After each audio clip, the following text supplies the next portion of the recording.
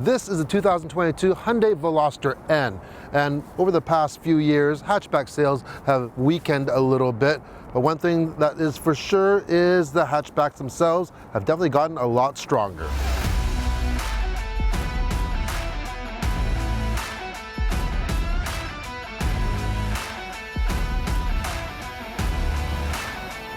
So obviously hatchbacks aren't dead, but they have definitely been on the decline, especially the normal versions. You see, the Veloster is only available in the N trim, same as the Volkswagen Golf now in North America is no longer available unless you go for the Performance GTI or Golf R.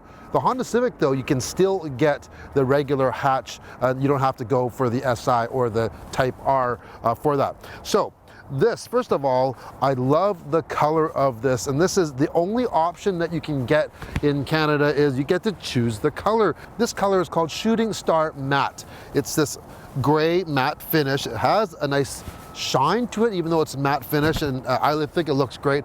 I know people are going, oh, you know, they're really hard to maintain. Well, I don't own this one. I do like the look of it though, especially with all the red N accents. This comes standard on all the N trims. You see that red there, and you get standard LED headlamps. They're projector style. You have LED tail lamps.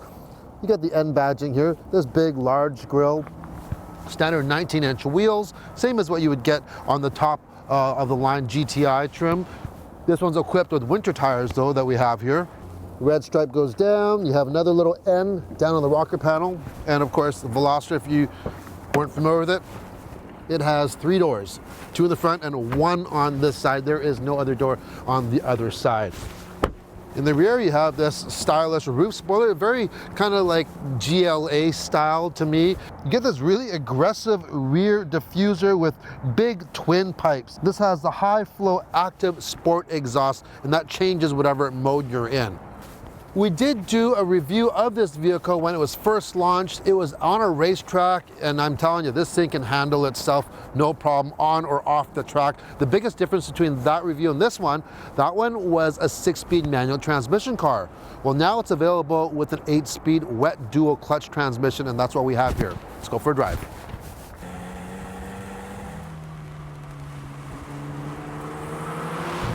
Wow, what a surprise. It's raining again. I'm kind of getting sick of this. We had so much rain lately here. So, taking a tour on the inside, we are sitting in these Veloster N seats. They are sport seats, lightweight, they're fairly thin. You have the blue N stripe with them. Pretty good bolstering on them. We have a heated steering wheel. These seats are also heated, so I have both of those on right now. Standard-wise, you have an 8-inch touchscreen with Apple CarPlay and Android Auto. This does have a backup camera. It does not have a 360 camera though, however. And we have a 4.2-inch digital display flanked by 2 analog gauges in behind the steering wheel here. There hasn't been a lot of change on the interior of this N. It's very functional. There is quite a bit of plastic, but things are easy to use. You get nice dials, which is a big bonus. We just tested that Volkswagen GTI and the Golf R recently. And even though those are very fun vehicles, they had the touch controls, and after driving that car or those cars and driving this, I really enjoy having actual knobs. I really do.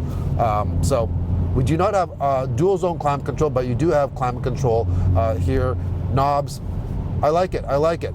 Now on the steering wheel, we have redundant controls here. You can control what's happening behind the steering wheel, but we have a few extra goodies for buttons. We have 2 blue buttons. One's a drive mode, pretty standard, and we have one with a checkered flag. That's going to put us into our N mode, which we can customize per se. So drive mode, if we cycle through them, we have normal, we have sport, and we have eco.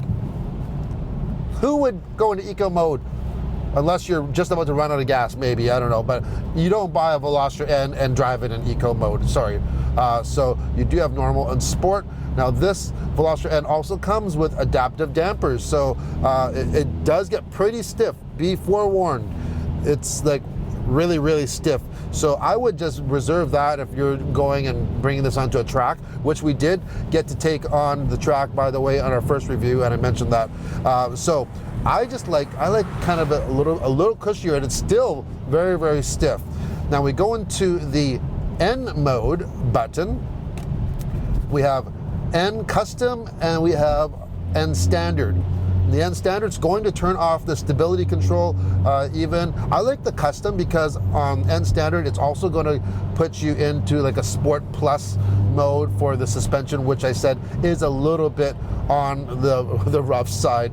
So if you go to Custom, which is neat, is you have this display on your 8-inch display, and you can just kind of drag this little spider web around of how you want to adjust things. The graphics are really cool, actually.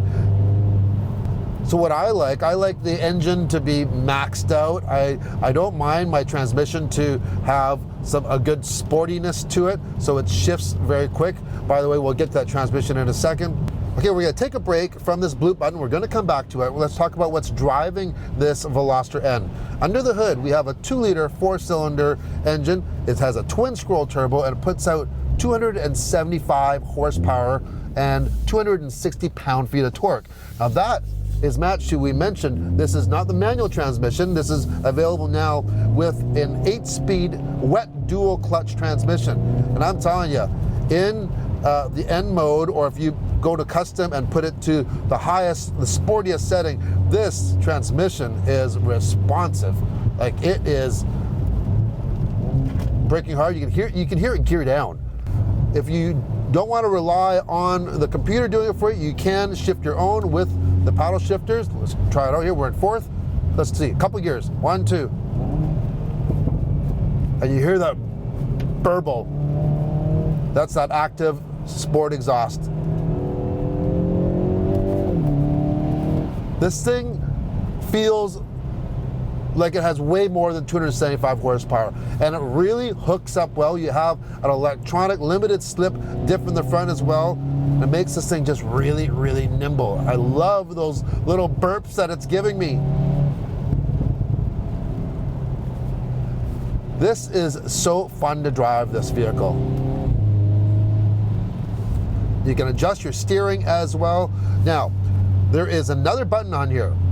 It says NGS. NGS stands for N Grin Shift. So when you press this button, okay, I'm not pushing the throttle down any extra. I'm just going to hit that NGS button. We just geared down 1 or 2 gears. I have this countdown happening in my digital display. It's counting down from 20. What that button gives you is 20 seconds of overboost. So think of this, it's like a push to pass, or very similar to Porsche's Sport Response button. It's gonna just max out all your parameters for 20 seconds. So think, hey, you're on a mountainous road, for instance, and you need to make a pass. You got one chance to do it, and you don't want to have to go and hit that, go through through things, and just hit that NGS button, and you're there. Now, with overboost on any product, regardless if it's automotive or a computer, whatever, it's not good to be used continuously. It's not good for the product, maxing it out all the time. So they limited it, so you can only use it like the 20 seconds for once every 3 minutes. So once you've used up your 20 seconds, you actually have to go and wait another 3 minutes to use it again. No big deal. Now, we mentioned it's raining. We are on winter tires, but I can't believe how well this sticks. And I mentioned we do have this kind of in the comfort setting right now for the suspension. So we're getting a little bit more bite from the tires there. Normally, I am usually, a more of a fan with a manual transmission with a sports car. I have to say, I think I'm actually enjoying this dual clutch probably a little bit better, especially on the roads. It's so fast. It just works really well. They've just really packaged it together. Plus, when you're driving this vehicle just around town or slow, even on slopes, it doesn't have as much of a kind of a wind up, like it's, you know, of a delay as some other dual clutch systems. Okay, so I'm going to say, let's see from a standstill. You can even go through N performance and you can control your launch control, everything, but I just want to see from a regular standstill here. Ready? With the tire spin.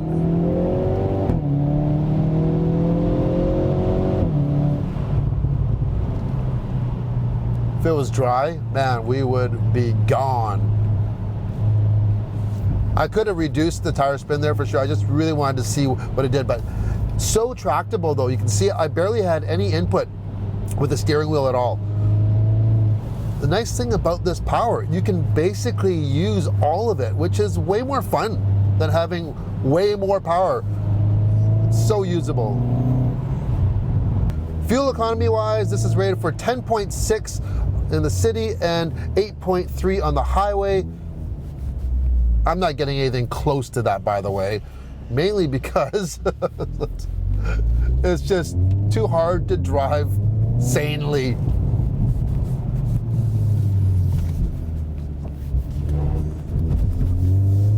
Just give me more corners. So I mentioned the new Kona N is coming out, so I'm looking forward to driving that. We'll make sure to check back on the channel when we do get our hold on that. But you know what? There's not much more to say about this Veloster N. You know, it's like I can see the appeal of this vehicle. I got a neighbor that owns one of these, and you know, he's a single guy. Yeah, is this right for me? I'd love to have this as a second vehicle, but not having the fourth door is a little bit hard, you know, with kids anyways. But hey, this is not a family vehicle. It's just a vehicle to have a lot of fun. And man, if this does not put a grin on your face, there is something wrong. Fun factor 10. How would I compare this to the GTI or the Golf R that we just tested? The GTI, the original hot hatch, I would have to go with the GTI, even though it has less power, just mainly because of its factor that it has 4 doors, right? Other than that, I think that this is for sure, this is definitely more engaging. It's got some rawness to it. I love the exhaust. It just punches really hard, and it just feels like it has a lot more power than what it is on paper, for sure. Now, I mentioned the Kona N is coming out. That has 4 doors. However, that one does not have all-wheel drive. For an SUV, that might be a little bit of a fail, you know, a little bit for some people.